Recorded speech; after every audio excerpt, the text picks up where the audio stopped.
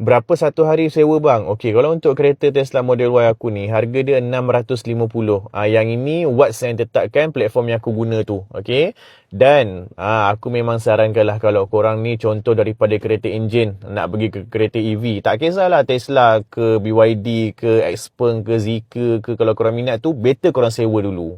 Sebab perubahan korang ni besar tau. Kalau dulu kena pergi isi minyak, sekarang dah tak payah pergi isi minyak dah. Okay?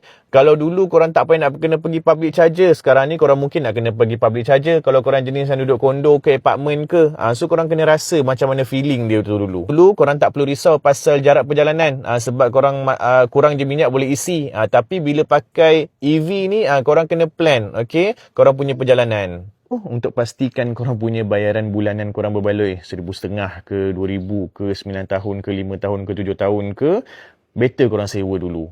Dan barulah korang boleh buat keputusan yang betul-betul tepat untuk korang punya kereta EV ni. Booking untuk akhir bulan 4 sampai awal bulan 5 ni dah ada dah. So nanti aku akan update dekat korang.